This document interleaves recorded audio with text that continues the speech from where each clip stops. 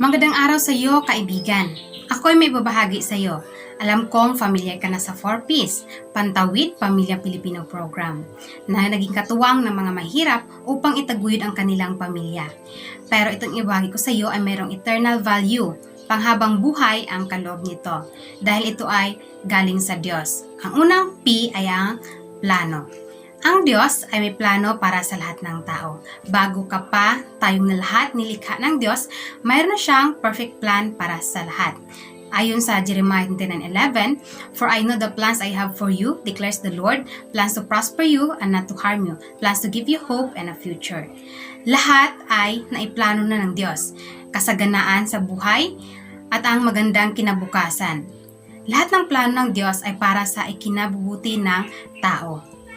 Ngayon na nalaman mo na mayroong perfect plan ang God para sa tao, siguro napapaisip ka dahil sa iyong naranasan o dahil sa iyong nakikita sa nauri ng pamumuhay na mayroon ang tao.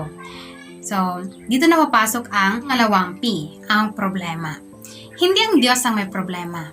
Nagkaroon ng problema dahil sa kasalanan. Ayon sa Romans 3 verse 10, walang matuwid, ni isa walang matuwid. Romans 3:23, sapagkat ang lahat ay nagkasala. At mayroong kabayaran ang kasalanan. Ayon sa Romans 6 verse 23, ang kabayaran ng kasalanan ay kamatayan. Mayroong dalawang uri ng kamatayan. Ito yung pisikal, yung katawang lupa na natin mabalik sa lupa, na kung saan siyang kinakatakutan ng karamihan ngayon. Pangalawa ay ang spiritual. Kung ikaw ay walang personal na ugnayan o relasyon sa Panginoon, ikaw ay patay spiritually, na siyang dapat kinakatakutan ng lahat. Dahil ang patay spiritually, mapupunta sa impyerno. Dahil ang tao ay mayroong isang buhay lamang. Ayon sa Hebrews 9:27, pagkatapos nito mamatay ay pagharap siya sa paghukom. Ngunit sino ba ang harap sa paghukom? Ayon sa Revelations 21:8, subalit para naman sa mga duwag na panindigan ang kanilang panampalataya, duwag na mamuhay na ayon sa kalooban ng Diyos. Mga taksil, mga gumagawa ng kasuklam-suklam na bagay or sexually immoral, mga mamatay tao, sumasamba sa mga Diyos-Diyosan, mga mangkukulam, at lahat ng mga sinungaling. Ang maging bahagi nila ay sa nagliliyab na lawa at apoy at sopre. Kaya kung ating titingnan, walang may ligtas. Dahil kahit sa simpleng pagsisinungaling lang, pwedeng maimpyerno ang tao. Ito ang malaking problema ng tao dahil hindi nito kayang iligtas ang sarili. Dahil hindi ang magandang asal, magandang gawa, edukasyon o relihiyon man ang makapagliligtas sa tao. Dahil ayon sa Ephesians 2:8-9, grasya lamang ng Diyos na maligtas ang tao sa pamamagitan ng pananampalataya. Dahil hindi kayang solusyonan ng tao ang problema, ang Diyos na mismo ang gumawa ng paraan. Dito na papasok ang pangatlong P, ang pag-ibig. Ayon sa John 3:16, gayon na lamang ang pag-ibig ng Diyos sa sanlibutan, kaya't inibinigay niya ang kanyang kaisa-isang anak upang sino man ang manampalataya sa kanya ay hindi mapapahamak. So, dahil sa dakilang pag-ibig ng Diyos, ibinigay, inihandog, offer or sacrifice niya ang kanyang kaisa-isang anak upang para sa kaligtasan ng tao. Ang tanong, sino ba siya? Ayon sa John 14:6, sumagot si Jesus, "Ako ang daan, ang katotohanan at ang buhay." So siya ay si Jesus Christ.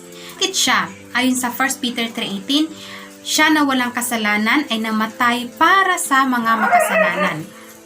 So siya ang tumanggap ng pasakit na sana ay para sa mga makasalanan.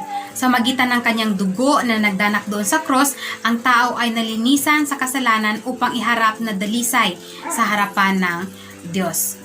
At dahil siya ay Panginoong buhay, ayon sa 1 Corinthians 15:3-5, siya ay nabuhay pagkadating ng pangatlong araw upang ipakita na kung sino man ang manampalataya sa kanya ay magkaroon ng buhay na walang hanggan.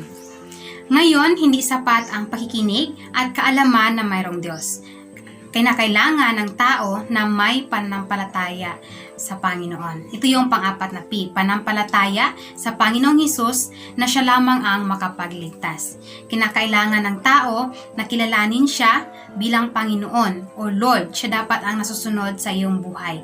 Hindi mo lang siya kilalanin bilang iyong tagapagligtas.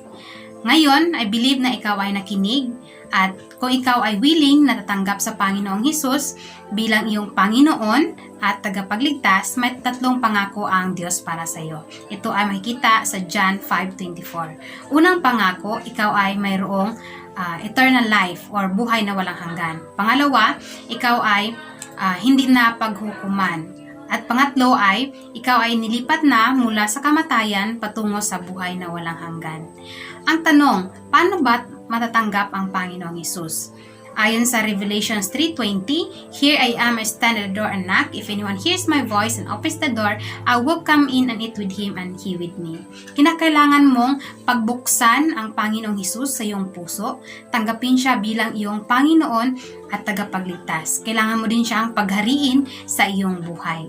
At ayon sa Romans 10:9-10, kinakailangan mong confess with your mouth that Jesus is Lord and believe in your heart that God raised Him from the dead.